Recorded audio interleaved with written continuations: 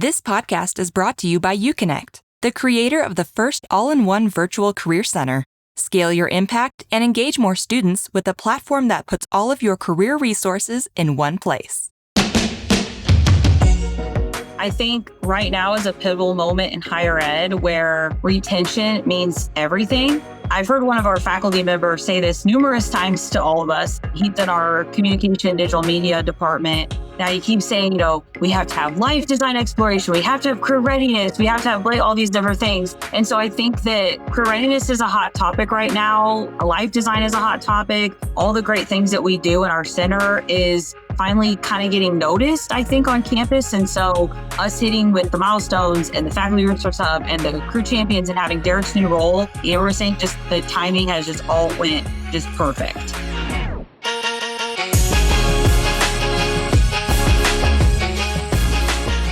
Hey everyone, welcome back to the Career Everywhere podcast. I'm your host, Meredith Metsker, and today I am joined by Amber Goreham, Jess Johnson, and Derrick Gill, all from the University of Central Missouri. Amber is the director of the Career and Life Design Center, Jess is the assistant director of Career and Life Design Education, and Derrick is the assistant director of Faculty and Employer Partnerships. Thank you all for being here. Absolutely. Thanks so much for having us. We're so excited. Yeah. Thanks for having us. Yeah, excited to be here. Yeah, likewise. I'm so excited to have all of you and to talk to you today about how you're embedding career into academics. This is something that's obviously top of mind for a lot of career services leaders right now. And it's always interesting to me to hear how different career centers approach it. So I'm excited to dig into all of your strategies today. But before I get into my questions, is there anything else any of you would like to add about yourselves, your backgrounds, or your roles there at UCM? Sure. So yeah, I can kick that off. Well, like you said, I'm Amber Goreham. I'm the director of our Career and Life Design Center here. I've been in higher education going on 22 years. Of the 22 years, I've spent the last 18 in career services. So been in this landscape for a while. We're here at UCM. We're a centralized center. So we have about 9,000 students. We have just over 6,400 undergrad and around 2,600 grad. And so, we're a staff of 6. We're a centralized center trying to do all the things for all of our students. And in terms of kind of how I got into career services, for me, it was kind of just happenstance, really. I did both my degrees here, and my background was in management and human resources. And I kind of always had this interest in HR and recruiting.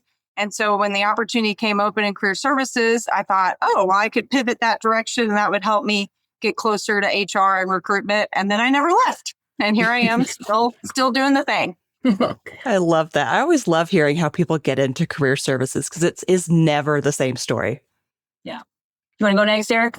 Sure. So my name's Derrick Gill. I'm kind of the newbie, at least from us three, when it comes to being in career services. I've been in our office now for about a year and a half as our assistant director of faculty and employer partnerships. Prior to this role, I did business internships for our Harmony College of Business and Professional Studies here at UCM for about 6 years. I think I was over there, 5 or 6 years.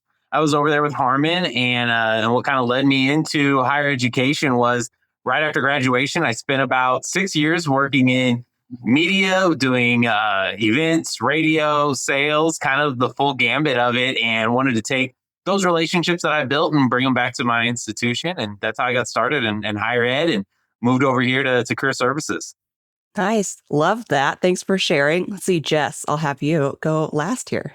Yeah, last but not least. So Jess Johnson, like Meredith said, I'm assistant director over our Career and Life Design Education side. Really, what I do in my role there is just helping students kind of prep for what's next, my whole team. I got into career services so I'm first gen student. So college was, a little bit more difficult for me to navigate. And I will also say that I worked in the Career Services Center at my undergrad. So I got started way early on in my career, kind of seeing what career services centers look like and how they navigate. And so when I got out of college, I did something outside of higher ed and realized how much I missed it. And I've done student activities, I've done admissions, I've worked with Greek life, and then made my way back to career services about 11 years ago. And I've worked with Amber and this center for this, ending my 11th year this year. So really excited. Wow. And your I'm just guessing here, clearly a Kansas City Chiefs fan. Derrick is too. You can't see his stuff. Yeah, he's got it. Yeah. I got my sign over here.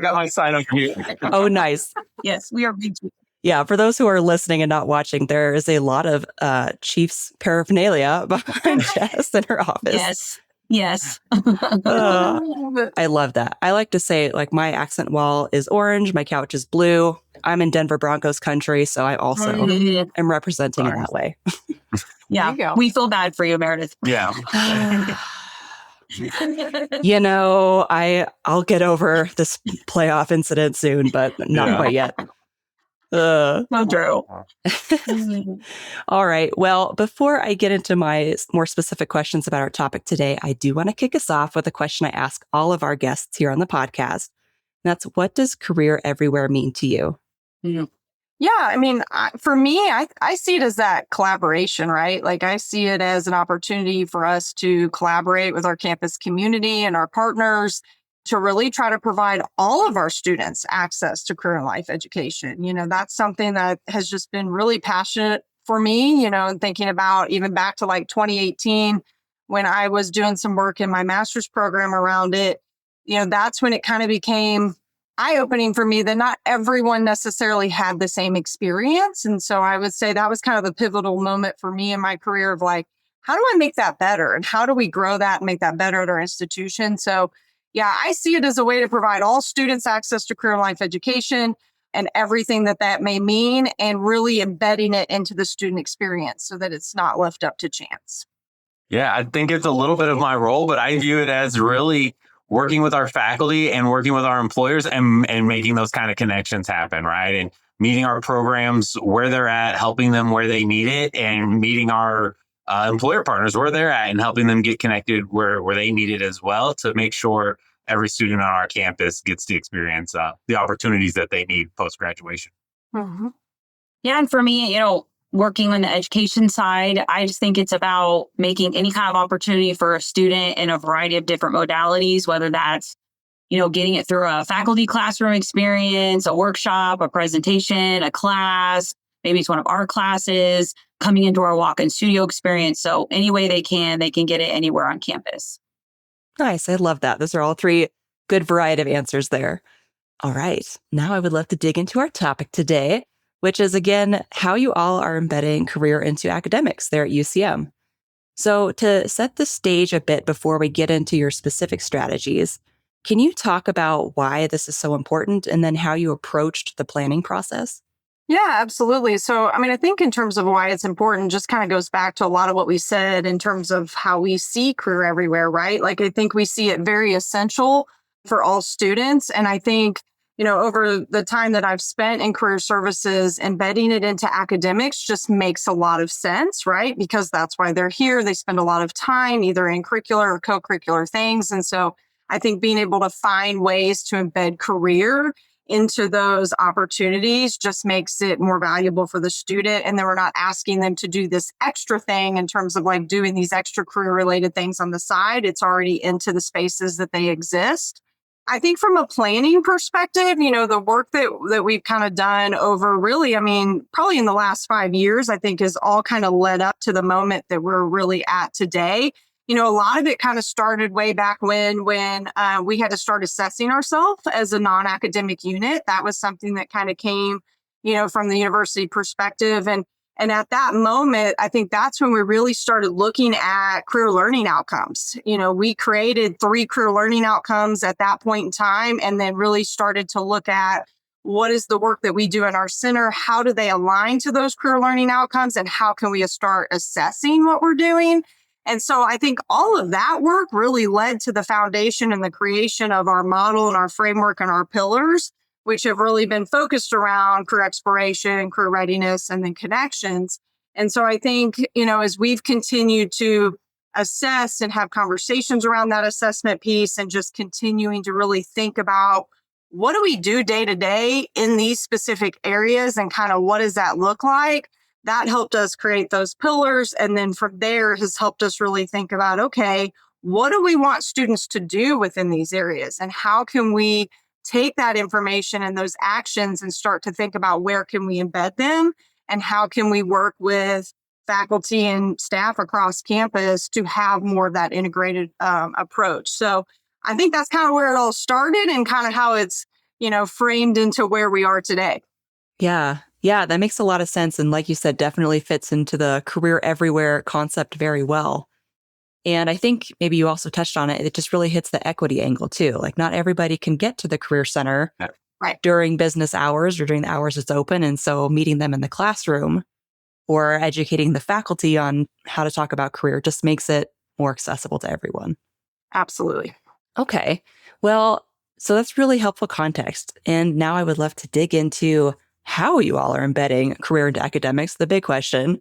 So can you share at a high level what you're working on? And then we'll dig into each of the strategies here in just a minute. Yeah, I think at a high level, it's really looking at scalability, right? As a centralized center, we're a pretty small team. We're a team of 6 people. And then we also have our coaches that provide peer-to-peer support, which is going to vary anywhere from 8 to 12, given on the academic year, right? So I think for us, it really started to become a scalability of like, how do we get the work that we're doing out beyond our center? Knowing that really, when you look at the numbers, we see about 10 to 15% of the campus population, right? So how do we flip that approach to be able to serve the students that we're not seeing? And so I think that's a lot of what led to what we're doing. And then I think just really thinking holistically, it's interesting because as we kind of talk later about the milestones, we used to have something very similar many years ago, but again, it was very much housed within the Career Center. So it's now interesting to look at, looking at milestones and way to embed these milestones, but thinking about it more from the academic side of the house. And so I think it's a really cool opportunity for us to be able to scale and for us to be able to create that equity piece so that students across our campus aren't missing those pivotal milestones and that they're getting them at the right time and that they're all getting access to it. I think also just investment in our campus community, right? I think when you think through the different asks that either faculty or staff are being asked to do across campus, I think being able to support them, I think we see it very much as we are an office to help and support, and how can we meet the various programs where they're at and what does that look like? And so I think we want to see ourselves in that framework of really being a supportive office and being able to provide them the content and the materials that they need in a way that's easy for them to embed it into their academics. So I think being able to have that turnkey content, whether that's ready to use assignments, whether that's videos, whether that's module-based learning, I think anything that we can do to help our faculty be able to easily integrate these concepts into their courses is really kind of where we're at to try to reduce those barriers, make sure that everyone has access, and kind of create that more holistic and consistency across the student experience. Thank you. That's super helpful. So it sounds like there's this kind of milestones concept and then a couple different things you're doing to work with faculty and staff. Yeah. So I want to start with the milestone strategy. Can you share more about what that entails and why you all are focusing on it? Absolutely. I'll kick that off to Jess. Yeah. Yeah, that was my big project. Yeah. So the milestones what's really cool about it is I'm a big connector. I want things to make sense. So as leadership, as we were going through and creating outcomes and looking at those pieces, it kind of naturally created pillars.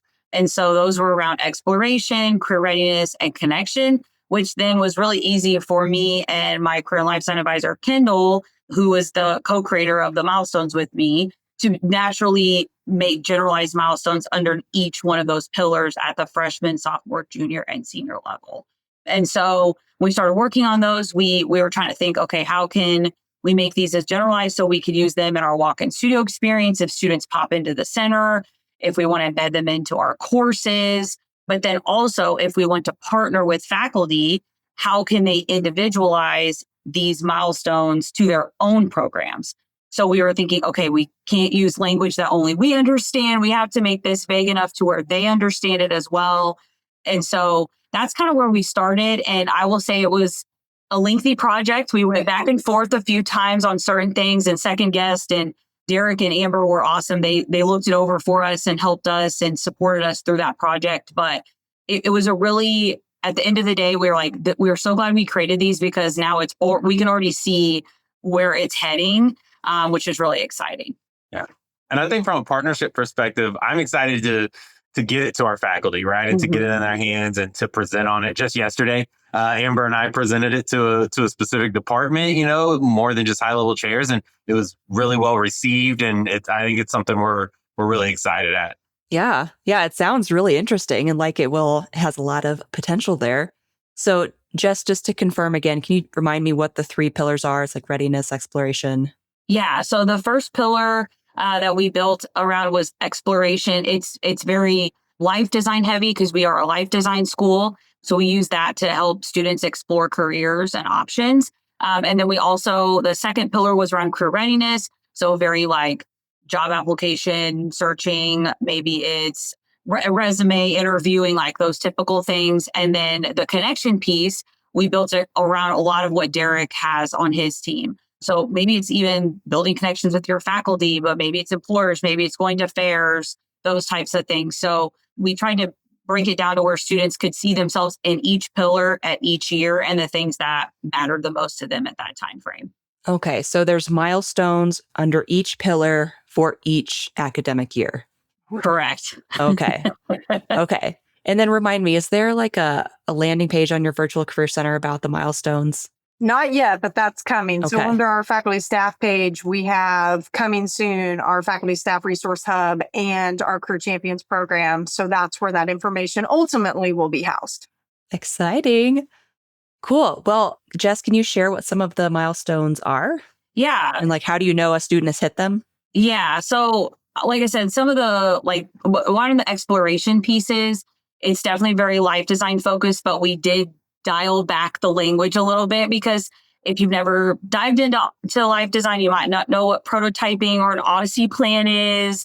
I will say we definitely showcase the freshman level one first because it's not as probably daunting or scary to show individuals on campus. So I think about thinking about your career values is in the exploration part, maybe going to our involvement fair and seeing what's available on campus. At the career readiness piece, we talk a lot about initially building a handshake profile, like registering your account and doing the basics, coming to our walk-in studio experience and meeting with a coach just to see, what it's like and see that our office isn't scary. Yeah. Connections. We have them even just going to a fair and walking around, like as simple as that. Like you don't have to network with anybody. So very basic things of the freshman year. And then as we progress through that sophomore, junior, senior year, we get a little bit more strategic in how we want them to navigate the milestones. And we also in the senior year, the exploration side goes down a less and the career readiness and the connection piece ramps up because we want them more focused in those areas. Okay. Yeah, that makes sense. I'm curious, what are some of the milestones maybe in like the junior year? That's kind of like a pivotal time. Yeah. A lot of them sit around like internships on the connection side, getting them. Maybe I think we even have in there like targeting your resume to a job description. So once again, you're being more strategic in your job search. You're hopefully have narrowed down your exploration. So you are being more specific to certain industries when we're helping you in our walk-in studio experience. You're meeting with an advisor. Maybe you're going to take on a leadership role on campus. So that's going to help you with that leadership experience on your resume. We're having you go to a fair. You are networking. You are in the thick of it. Excited to meet employers and talk about yourself and showcase all the things you're doing here on campus. So I would say junior year is probably very heavy on all 3 pillars because you're doing the things. At least you hope the students are doing the things. You hope, yes. Well. Very cool. Well, I know it kind of sounds like this is relatively new, like a new initiative, but have you had any early results or any early lessons learned that you'd like to share? I mean, I think a lot of it, right, is just excitement on campus. So we had the opportunity to put together a presentation for academic council. So me, myself, and then Jess and Derrick, we presented to our academic council and kind of talked about the history of where this is coming from and kind of the understanding around the career ecosystem model and the framework and how we've really adapted that to UCM and how we're hoping to kind of move forward from there. And so I will say the response was really positive. I think we're at a pivotal moment where folks are just recognizing it more and they're seeing it more, particularly around accreditation and things along those lines, I think, too. So I think they're really seeing our office as a resource. And now we're being able to provide things in a way that I think just makes better sense for them and really meets them where they're at. I think from Academic Council, we've had the opportunity just to see results in terms of folks coming up to us directly. Like Derrick mentioned, we got the opportunity to go speak to a department yesterday. We've got a couple more departmental meetings coming up. So, I mean, I think those results right now are just very much like, we want to know more. How do we embed this in our program? We also have another program on campus that really wants to look at our milestones all the way freshman through senior year and actually think about how they can embed those into their program, and has invited us to their faculty retreat. So, I mean, I think things like that, movement like that, is what has gotten us really excited, and it's been really seen, very positively. And now we're kind of working through that implementation phase of some different pilot programs that we're really excited about. Nice. That's awesome. They're like that. They are coming to you now. Mm-hmm. Yeah. That's huge. Yeah. Okay. I think that's been the fun part of is seeing faculty and programs that, we may have worked with a little bit, but not a lot in some of these areas, coming to us and be like, hey, we didn't know you could do this, and this is what you're going in, and we'd love to adapt it. And I think just the warm response to what we put out there, and I think the recognition of the care and effort that we've put into it has been really well received across campus so far. Yeah, that's what keeps you going on the days where things are challenging. Yes, absolutely. Okay. Well, is there anything else any of you would like to add about the milestone strategy before I move on to the next one? I would say, too, just yesterday, Meredith, we got a proposal accepted to our Provost Success Summit, which is kind of like I would say a little mini conference that we put on campus. And Kendall and I's proposal was around the Milestones Project. And we're actually going to have the faculty that Amber was talking about, who we're working with directly to embed it, individualize into his program. He's going to co-present with us to share kind of his strategies and his kind of experience working with us to get there. So we're doing that in April. So we just, I think yesterday, we just got that news. So it's exciting. Amazing. Yeah. That's awesome. Well, congrats, you all. Yeah. Thank you. Thank you. Cool. Yeah. You'll have to keep me posted. Might have to do like an episode follow-up on how that went. Yeah. Okay, cool. Well, now I would love to move on to your second strategy, which is the Faculty Resource Hub. So I'm curious, what does this look like for your Career Center, and then what all is included in it? So that's also one of my projects. So the Faculty Resource Hub, Derrick and I it kind of stems from our Career Champions program, which I know Derrick's going to talk a lot about that with you. But it's really just how we can take those milestones and then turn them into, like Amber was saying at the beginning, embedded projects or assignments, or maybe it's video lectures or whatever that is that they can just plug and play. We had a little, we were like, okay, how do we actually roll this out in the best way possible and the easiest way possible for faculty and staff to grab onto? And so we went with our LMS, which is Brightspace.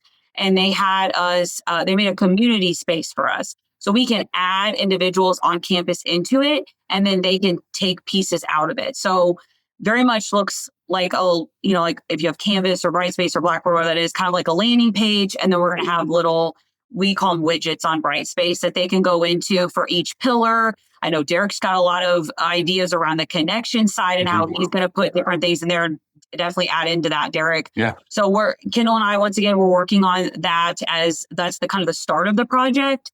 And then we're going to just kind of slowly add faculty in, and then it will be a part of UConnect and all the different things. But that's kind of where we're started right now. But I would say it's very early stages right now. Yeah, I think we're excited to get some examples of fun, interactive activities that faculty can just embed right into a class experience that checks off that box for them, right? That hits that milestone just by doing a simple activity in class, or might knock off a couple of different those milestone check boxes just by doing an activity in class, whether that's around connections, exploration, or career prep and career readiness. I imagine they must really appreciate that especially in conjunction with the milestones, like you're not just telling them, this is more things you need to do. Yeah. It's here's some guidance, and also here's an easy way for you to implement it. Yes, 100%.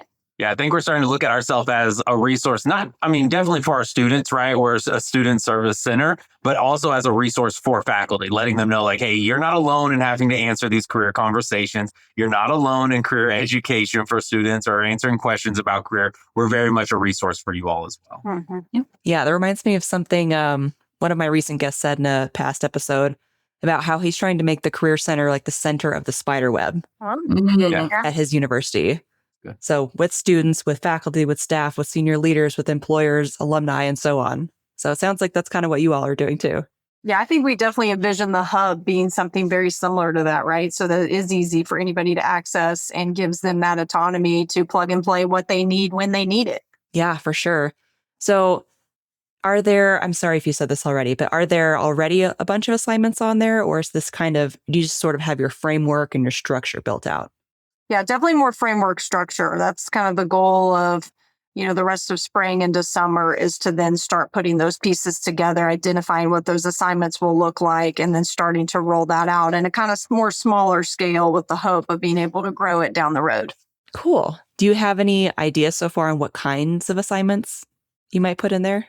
Definitely video lectures. I would say we get it. I think, honestly, I would guess Derrick and Amber will back me up on this, Meredith. Yeah. That's what we get requested the most. Interesting. Come into our classroom and do this blank presentation, which we love doing, right? We get to be in front of students. We get to connect with faculty. It's wonderful. But once again, there's only 4 of us. And then Amber, when she has availability to jump into classrooms and do those. So being able to maybe do like low-level presentations, that we can just, hey, especially if it's an online class or a hybrid type class, maybe we just do a video lecture that you could just pull right out of the faculty hub and embed into your Brightspace. Brightspace is great because they can just literally copy things over directly into their Brightspace. We also plan to use our WISE coaches, so they can even build stuff off of there as well, which I think will be great too. Definitely assignments is the route we want to take as well. So if you're wanting your students to do a resume assignment, we can build that for you with a rubric, instructions, maybe even a lecture that you can put with it or slides that you can put with it. So it's really easy for them to just plug and play and feel confident in what they're giving to their students. Yeah, I think from a connection standpoint, it's really like how to prepare for a fair, right? How to develop that elevator pitch, what to do to prepare for a fair, how to utilize our office to do so. I mean, we've got a great professional clothing studio. We've got great coaches who can help you get that resume ready to go, and just kind of really making sure they know about that. I think a good example of this too, as far as the recorded content that Jess was talking about, it makes our content more accessible. If there's a student who couldn't make it to class that day, they don't miss out on the presentation. They can see it because it's recorded. It's there available for them. Same thing with like online students. I did a presentation in a similar format for an online class just this week where I recorded the presentation, sent it to the faculty. She had her students watch it. And then I showed up for the presentation, but it was much more workshop based. It wasn't just me lecturing at students. It was, hey, let's have a conversation about the questions that you have and the deeper experience around career education that you guys have. And so it worked out really well. Yeah. Yeah, that's a really smart way to approach it, especially because you said you have a team of 6, right, total? And how many students? Almost 9,000, a little over 9,000 students between undergrad and grad. Yeah, so it's quite the ratio y'all are dealing with there. So. Yeah. And I think definitely the milestones, when you ask the question about like assignments, I think the milestones will help drive that, right? I think now that we have a good solid foundation of what we want those milestones to be by year, it'll help us frame what are those assignments that now we can put into Brightspace that match those milestones. So then as faculty look at how do I want to embed career in my program? What milestones do I want to adopt? Now here's those assignments and that curated content that goes with it. And that way it's easy for them just to go ahead and integrate it into their course and into their curriculum. Yeah, that makes a lot of sense. And I was just thinking as you were talking how cool it is how you've approached this whole planning process and how strategic you are, especially given how many students you need to reach with such a small team and how there's all of these frameworks in place between the pillars, your milestones, and then all of the things that feed up into those things. It's just really strategic and it's super cool to hear about. It took a lot of, I would say, a couple of years of lots of talking and discussing. Yeah. I think we're finally at the point where like the pieces are coming together and now we're really starting to see it and things are happening, which is, I think, just really exciting for our team, our students, our university. So it's been really kind of interesting to see it come together, but it was a lot of planning there for a couple of years for sure. Yeah. Yeah, there's always a ton of work going on in the background. Yep. Yep.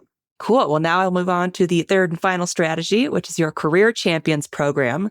So can you share more about what that entails and why you're focusing on it?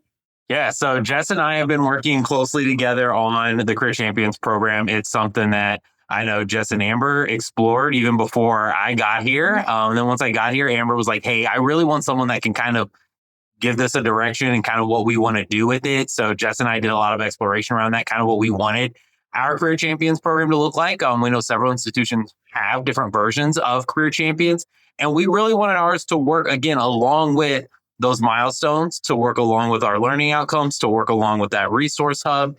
And so kind of what we're looking at doing, we're going to pilot our Career Champions program this summer. And we've kind of divided it into 4 different sections, where that first section is really going to be about career everywhere, right? It's going to be about a career ecosystem. It's going to be why it's important, addressing, maybe those hard conversations and topics that faculty could be facing, either by parents, accreditation, students, those types of things, and really kind of diving into that holistic approach of career everywhere. And then after that, we'll have a section that's really on that exploration side of things and kind of how to embed life design and how that works within, again, that specific department. We're very much taking that approach of meeting them where they're at. We're going to give you the general overview, high level, big idea of it. But as far as like really getting into the nuance of your program and what your students need, faculty know that. We're not here to tell them what they know. And then there's also going to be the career readiness piece of that. We'll have another section on that connection side, right? And how to utilize the connection opportunities that we offer, whether that is career fairs, maybe that's an employer panel, maybe it's hall tables that employers are doing. We're open to that recruitment cycle, looking however it needs to look to connect our students with those employers in appropriate ways. And so then really going into a section on that. And then what I think Jess and I are excited about, I know I'm really excited about, is that final piece, right? And that final session is where we're going to say, okay, now you know about Career Everywhere, now you know about our pillars, you know about the resource hub, you know about these milestones. Now let's integrate, right? Let's put together a framework of how you think this could look for your program that you can now take to your program coordinators, that you can now, because most of our early that pilot group is going to be department chairs with maybe a couple of program coordinators in it. But how can you take this back to your faculty and now really refine it, right? And leave Career Champions with some actionable steps that you can take away from it and a plan that you can kind of go into it. And it's not just a training that you attended and got lectured at, but really you're taking away some great ideas of how you want to implement career education into your program and embed it into your program. And so that's kind of what we're looking at doing with Career Champions. And right now we're trying to figure out what those maybe fun incentives are going to look like for them as far as what they could get from it. We've kicked around some ideas, but that as far as the idea and the vision behind Career Champions and how we kind of embed that that's kind of what the direction that we're going in for our pilot group. We, again, as Amber mentioned, we presented to our academic council last month. And so we put a QR code up there that was like, hey, are you interested in doing this Career Champions program? We're looking for about 8. We got about 8 who said we want to be in it. So we're excited to have a good, solid group there. And then we're going to kind of take the fall semester to assess how did that go within that pilot group, right? What worked, what didn't, what needs to be refined, and then launch out that program for more than just those kind of department chair partners to sign up for it as far as faculty partners go into that spring semester. So that's kind of our Career Champions program so far. Nice. That's really exciting, especially that you got so much buy-in right off the bat. Yeah. Yeah, I'm curious, did you get any comments or feedback during that presentation aside from the folks signing up? Yeah, we had several different faculty members who came up to us afterwards. I think with a lot of excitement around what we're doing, whether that was to come and present to their program coordinators or at their faculty meetings, or coming and asking, hey, tell me a little bit more about Career Champions. Tell me a little bit more about this resource hub, asking about how to embed those. We had several different great conversations. I mean, immediately after our presentation, which was really awesome and reassuring, and then, so yeah, that's, I think, where we've been with that. Yeah, that's super encouraging.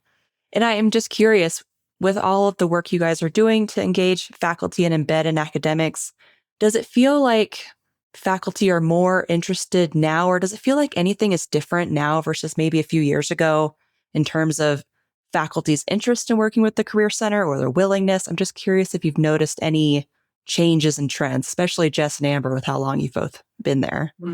Yeah, I mean, I do think, we've kind of explored, especially career champions, I think we looked into that even, 5 years or so ago? I mean, Right around COVID. yeah, right around COVID. And so I do think things do feel different. I do think things feel different in a more positive way. I also think just we've been a little bit more strategic in getting ourselves out there. I think being able to add Derrick's role a couple years ago has gotten us in front of academic council, which we hadn't historically been in front of. So he's had a couple opportunities to already present to academic council. And so I think that has helped. And then, my boss was open to say, hey, I think you as a team need to come to academic council and talk about best practices around career. So yeah, I think timing was part of it, of just kind of the right time, the right people, the right place, just being intentional about where you kind of get yourself in front of and what do you get to talk about. Yeah, I would add to that too, that I think right now is a pivotal moment in higher ed where retention means everything. Mhm. And I've heard one of our faculty members say this numerous times to all of us. He's in our communication digital media department. Now he keeps saying, we have to have life design exploration. We have to have career readiness. We have to have all these different things. And so I think that career readiness is a hot topic right now. Life design is a hot topic. All the great things that we do in our center is finally kind of getting noticed, I think, on campus. And so us hitting with the milestones and the faculty resource hub and the crew champions and having Derrick's new role, we're saying just the timing has just all went just perfect. Yeah. Yeah. I was just curious what you've noticed because I have kind of observed that, from an outside perspective, that it seems like career services is having a moment right now. And I'm just curious what that's looking like in each institution. So that's really interesting to hear. Well, I'll be excited to hear more once to hear how the pilot goes and then hear how the launch goes. So you'll have to keep me posted. Yeah. I'm kind of curious, just generally speaking across all of these different ways that you're embedding career into academics, what results have you seen or what feedback have you gotten? I know we've touched on that a little bit, but I'm just kind of curious across the board. I mean, I think what we've kind of all echoed is really just a lot of that positivity, right? I think it's created more in-depth conversations, even if I think Derrick had said, even if we already had relationships with some of the departments or some of the faculty within the departments, I think it's created opportunity for some of those more deeper conversations around career, which I think has been really good. I was telling Derrick yesterday after going to a larger scale department meeting, I think having the opportunity to get in front of everyone at one time, I think has been really helpful too. So I think just the openness to invite us into their spaces and into their opportunities to speak with their group has been really important from a results standpoint. And I think now we're just excited to continue to do those things and to continue to kind of see where it goes. Cool. And I know this is you're kind of relatively early in a lot of these strategies, but I'm just curious, what are your goals for the future? What's on your vision board? I mean, honestly, for me, I think it's just continued growth, right? I think I'm excited about the opportunities that have already come from it. I'm excited to see where those conversations continue to go. And I'm excited to see that implementation phase. So kind of back to Derrick's point around the career champions of, we get to the point of giving all this information and providing all these resources and having the faculty resource hub, being able to actually see folks implement it across campus and use it. I'm really excited for that and to kind of see, where that goes. But I'm also, I think at that point too, because like you mentioned, it is relatively new, right? So I think the other piece of that is feedback and assessment from folks using it and how can we continue to refine it and make it better. I'm also hopeful that I think a lot of this came from just trying to streamline the work that our staff is doing. So I'm also really hopeful that we're going to see, opportunity and the fruits of those efforts of being able to kind of streamline our workload within our center, but then also just for our campus community in that way. And I'm really hopeful that we see it as kind of a flexible framework that people are excited to use, want to use, and that it does really meet everyone where they are at in terms of embedding career into their program. Yeah, well, it sounds like you all have laid a really great foundation. You all have offered a lot of really great insights already, but is there any additional advice you would give to other career services leaders who also want to embed career into academics? I think one thing that I've really learned through this process is it's okay to start small. Especially our team, I think we're a very innovative team, and we like to think big, and we're not afraid to change, and we're okay doing, lots of things. Sometimes in my head, I want to just change it all overnight. I want it to be for everybody all the time, and so I think one thing that I've really learned and advice that I would share is it's okay to start small. It's not going to all happen overnight. What are those small manageable steps that you can actually take? Because if looking at where we are today and thinking about, maybe where we were 3 years, 5 years ago, we've made a lot of progress. And sometimes in the moment, in the day-to-day work, it doesn't always feel that way, but giving yourself the autonomy and flexibility to really reflect on that, even those small things can really make a difference. That is great advice. Thank you, Amber. Jess, Derrick, anything else to add? I think from my end, it's have conversations. I'm a partnership person. I'm a connection person. That's why I'm in the role that I'm at. But it's have those connections. I think a lot of this, our ideas as a team came from having those conversations with our faculty and getting kind of an understanding of where they at, what do they need, what would be helpful for their programs, having those essential conversations, having them be part of, we read the career ecosystem book and we brought in faculty to read that with us and ask them for their feedback. And we collect a lot of data from our events and after meetings and after presentations and all that stuff to really try and figure out hey, how are we doing? What's going on? How do people feel? And I think just having those conversations, taking them seriously and looking to bridge those connections and meet people where they are, it's important. And I think that's part of what allowed us to make this kind of flexible resource. Very cool. And Jeremy Padani will be very happy to hear that you all are reading his book. I think for me, my advice would be, especially since I'm on the student education side, is always remember that it's about the students, that at the end of the day, we're here to support them and think about what's best for their journey through college and their next steps after they receive the degree. I'm excited just to see where this all goes. Like Amber was saying, I'm excited to see how it directly affects the students in a really positive way. And so that's the advice I would give is just don't forget the student. Like they're the reason you're here. Always good advice. Yeah, we're all here for the students. Yeah. Well, if people would like to connect with you or learn more from you, where is a good place for them to do that?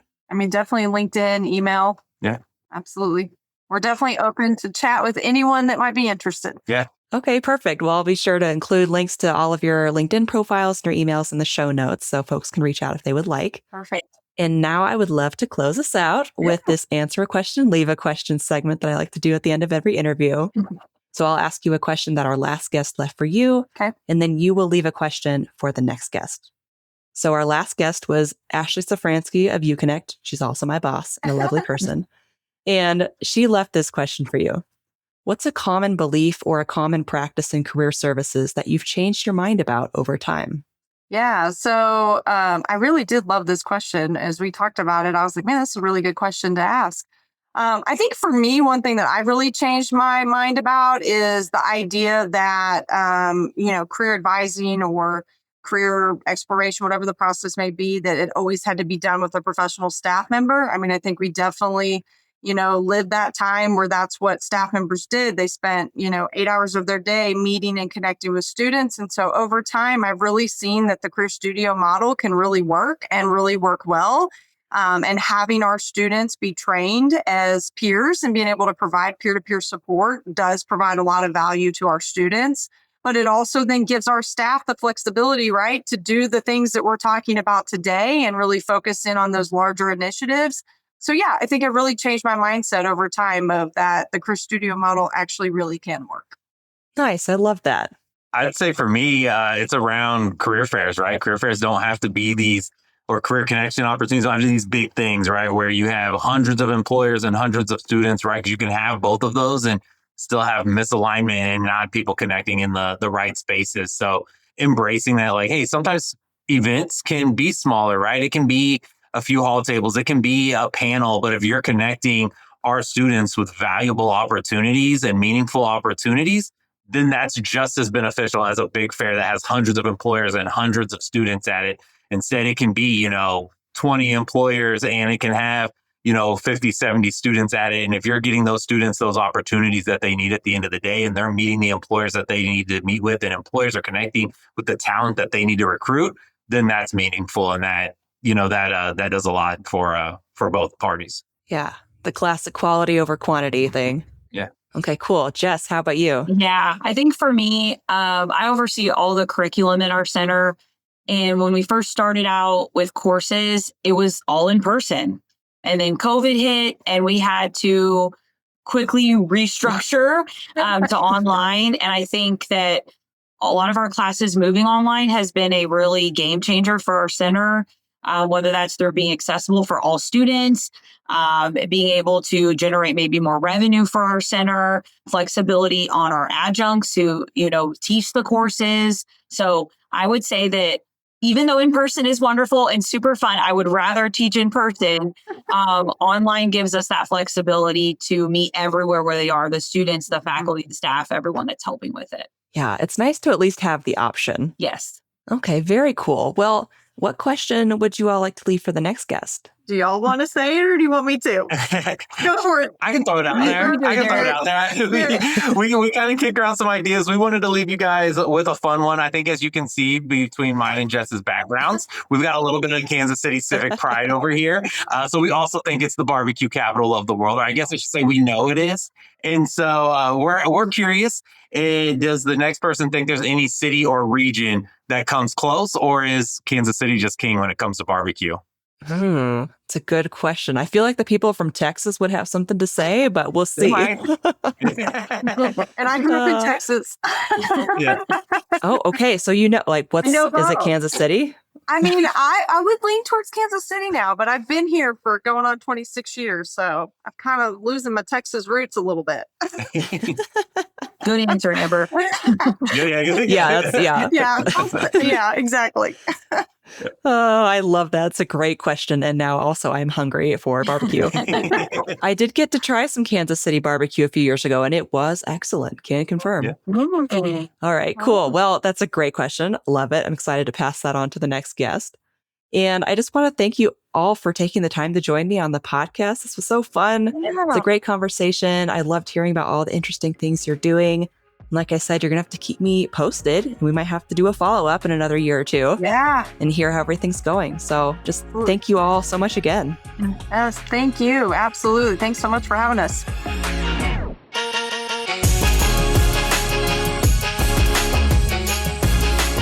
That's all for this episode of Career Everywhere. Thanks so much for listening.